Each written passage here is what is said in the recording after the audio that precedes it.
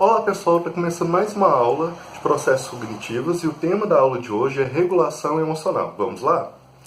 Vocês lembram que da última aula a gente tratou do modelo integrativo, né, das emoções, né, que diante de um estímulo a gente tem um processamento cognitivo e esse processamento cognitivo guia uma reação emocional que envolve uma impressão subjetiva, ou seja, subjetivamente o que a gente está sentindo, se é medo, se é tristeza, se é alegria, né, algum comportamento, né, e uma reação fisiológica, né. E essa reação, né, impressão subjetiva, comportamento e reação fisiológica, ela serve de estímulo novamente para a cognição. A gente não é passivo em relação às nossas emoções, a gente pensa em relação às nossas emoções, a gente tem uma interpretação subjetiva das nossas emoções, a gente reage às nossas próprias emoções com emoções, né? Então, o que a gente vai falar muito hoje é dessa setinha aqui, dessa alça, ou seja, como que a gente reage diante das nossas emoções, quais são os nossos pensamentos, crenças diante das nossas emoções e como que isso, no final das contas, vai influenciar a nossa regulação emocional. Vamos lá? Então, qual que é o papel das emoções? As emoções não são um problema, mas sim nossa capacidade de reconhecê-la, aceitá-la e usá-la quando possível e continuar a funcionar apesar dela. Sem emoções, nossas vidas não teriam significado, textura, riqueza, contentamento e conexão com as outras pessoas. Então, as nossas emoções são o que dão textura à nossa vida, né? São o que faz a gente reconhecer o que é importante para a gente. Frequentemente, as emoções são tidas como se fosse um sintoma que deve ser eliminado, né? O paciente frequentemente vai à terapia por causa que ele está incomodado com algumas emoções, né? Ele vai à terapia porque está triste, muito triste, porque ele está muito ansioso, porque ele está se sentindo culpado, etc, etc, etc, né? E aí a gente pode pensar que as emoções deveriam ser um sintoma, como se fosse uma febre que deve ser eliminado. Mas não, as emoções são importantes, as emoções estão conectadas aos nossos valores, né? A gente fica ansioso antes de um trabalho porque a gente quer ter um bom desempenho. A gente fica triste quando a gente perde um relacionamento, a gente termina um relacionamento, porque estar com alguém é importante, né? Então as emoções, elas não são algo ruim em si. Pelo contrário, as emoções servem para guiar o nosso comportamento, servem para também guiar o nosso julgamento, né? Mas, dependendo da maneira como a gente reage às emoções, a gente lida com elas, é que pode se tornar problemático, mas não as emoções em si. Por exemplo, quando a gente vê uma injustiça, a gente sente raiva. E essa raiva, né, é que motiva a gente a reduzir essa injustiça, a lutar contra essa injustiça. Então as emoções têm um papel muito importante na nossa vida. Sem as emoções, nossa vida não teria colorido, não teria textura, né? A gente seria simplesmente máquinas operando, né? O que dá cor, né, o que dá sabor à nossa vida são, no final das contas, as nossas emoções. E elas não são algo patológico em si, né? Frequentemente a gente tem uma visão das emoções como se fosse algo patológico, né? Frequentemente a gente vê nesses programas de televisão, às vezes no próprio Facebook, na internet, algumas coisas assim, se você está num dia ruim, sorria, né? Às vezes as pessoas falam assim, você está triste, vamos sair, sei lá o que, sei lá o que. Ou seja, ignore as suas emoções. E não é bem isso, né? Se você ignora as suas emoções, você vai ter muitos problemas. O importante não é quais emoções a gente tem, né? O importante é como que a gente lida com essas emoções. Tá certo? E aí, como a gente lida com as nossas emoções é a regulação emocional, como a gente regula as nossas emoções. Vamos seguir em frente? Então, o que é regulação emocional? A regulação emocional pode incluir qualquer estratégia de enfrentamento, seja ela problemática ou adaptativa, que o indivíduo usa ao confrontar a intensidade emocional indesejada. Como assim intensidade emocional indesejada? Frequentemente, as nossas emoções não estão na intensidade que a gente gostaria que estivesse, né? Por exemplo, às vezes eu estou numa fila de supermercado, né? Aí uma criança começa a chorar lá atrás, surge um problema ali no caixa, né? E de repente começa a ficar nervoso. Ali vai adiantar eu esbravejar, eu gritar? Não. Então ali naquele momento eu vou conter a minha raiva, vou diminuir o volume dela. Isso é regulação emocional. Na regulação emocional eu posso diminuir a intensidade das nossas emoções ou aumentar a intensidade da emoção. Isso pode ser funcional ou pode ser patológico. Por exemplo, se eu estou diante de uma sobrinha minha que acabou de passar no vestibular, eu estou feliz por ela, mas se eu estou ali na festa, ali junto, né, é interessante que eu aumente a intensidade dessa felicidade, né, para me adequar àquela situação de festividade, né. Mas por outro lado, se eu estou no emprego e eu acabei de sofrer uma promoção, né, eu acabei de ser promovido, né, entre outros meus colegas lá, eu não posso ir lá e fazer uma festa, né, demonstrar o tanto que eu estou feliz. Eu tenho que demonstrar contentamento, mas eu tenho que diminuir esse contentamento. Eu não posso demonstrar tal qual eu gostaria, né, eu estou sentindo por dentro, né. Também outras emoções, né? Por exemplo, às vezes eu estou triste e tenho que ir trabalhar, né? Ali eu tenho que dar uma aula, né? Então eu não posso dar aula chorando ali na frente da sala. Então eu tenho que tentar diminuir um pouquinho a tristeza para eu conseguir dar aula e talvez ali no meio do intervalo ali poderia me juntar com um professor ou ligar para minha namorada e falar assim, tô triste com isso, né? Para que alguém possa, para poder demonstrar essa emoção de tristeza, né? E aí então eu volto ao volume dela normal, né? Então a regulação emocional envolve aumentar a intensidade da minha emoção ou diminuir. Às vezes isso pode ser patológico ou pode ser funcional, né? Às vezes eu estou muito triste e eu fico escondendo isso para todo mundo, eu fico diminuindo a quantidade da minha tristeza e eu não resolvo ela, né? Porque quando eu demonstro minha tristeza, as pessoas podem me amparar, podem me ouvir. Eu tenho possibilidade de lidar com esse sentimento. Então, às vezes, a regulação emocional pode ser patológica, quando eu estou escondendo as minhas emoções, quando eu estou diminuindo demais as minhas emoções para poder lidar com elas. Às vezes eu estou muito ansioso e para diminuir a minha ansiedade eu vou comer. Eu vou fazer o uso de álcool ou outra substância. E isso pode ser uma regulação emocional prejudicial, né? Se eu faço isso com muita frequência, se eu faço com isso para não lidar com minhas emoções. Da mesma maneira, às vezes eu posso acreditar que as pessoas não vão me dar atenção e eu pegar meu desespero, minha tristeza e aumentar lá para as tampas, né? Fazer um escândalo, né? E para a unidade de saúde falar que eu estou morrendo, né? Porque se eu acho que as pessoas não vão me dar atenção, né? Eu tenho que intensificar essa emoção para poder ser atendido, né? E novamente, isso pode ser prejudicial, pode ser disfuncional. Então, regulação emocional é como a gente regula as nossas emoções. Pode ser tanto funcional como disfuncional. Bacana? E o que influencia a maneira disfuncional que eu regulo as minhas emoções são as crenças disfuncionais sobre a emoção. Vamos ver algumas dessas crenças? Minhas emoções não fazem sentido, ou seja, eu penso que minhas emoções são irracionais, que elas não têm motivo para ser. Eu sou fraco e infantil por ter essas emoções, ou seja, eu acredito que demonstrar emoções é uma forma de fraqueza, né? É uma coisa de criança, que um adulto forte não demonstraria emoções, né? Ninguém me entende, ou seja, se eu falar das minhas emoções eu não vou ser entendido, então por que eu vou falar delas, né? Minhas emoções são fardo para outras pessoas. Isso é um pensamento comum. Muitos pacientes demonstram isso, né? Falam assim, não vou contar para minha esposa, não vou contar para meus amigos, porque eu não quero preocupar eles, né? Eu não quero incomodar eles, né? Outras pessoas não se sentem assim, é outra crença disfuncional, ou seja, é só eu que me sinto desse jeito, né? A maneira que eu me sinto é única e ninguém mais se sente desse jeito. Eu sou estranho, eu sou esquisito, né? Por ter essas emoções.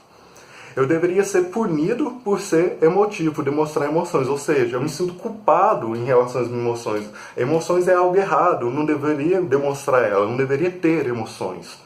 Eu deveria parar de me sentir assim. Ou seja, as emoções elas têm que ser contidas, tampadas, retidas, controladas, né?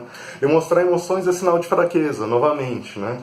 Se eu me permitir viver as emoções, eu posso perder o controle. Isso é um pensamento frequente, principalmente para as pessoas que às vezes fazem uso de substância ou de uma alimentação descontrolada. A pessoa acha que se ela não segurar a ansiedade dela, segurar a tristeza dela, ela vai fazer alguma coisa ruim, ela vai perder o controle, né? Então, eu não consigo perceber que as emoções vêm e vão, né? E, por outro lado, o que vai me ajudar a lidar bem com minhas emoções são as crenças funcionais sobre as emoções. Quais são as crenças funcionais sobre as emoções? Minhas emoções são os resultados dos meus valores, ou seja, o que eu sinto tem a ver com o que eu valorizo na minha vida, né? Se, por exemplo, eu me preocupo muito com o trabalho, eu vou ficar ansioso com algumas situações. Se eu valorizo minha relação com minha esposa, meus filhos, eu vou ficar triste quando alguma coisa não vai bem. Demonstrar emoção é sinal de força. Não só sinal de força, é sexy demonstrar emoções, né? Eu fico sempre falando para as pessoas. Pensa no Alexandre Frota e no Renato Russo, né? O que você prefere ser? O Alexandre Frota, aquele homem travado assim, ou o Renato Russo, né? Aquele homem sensível, que demonstra as emoções. Então demonstrar emoções é sinal de força e é até sexy, gente.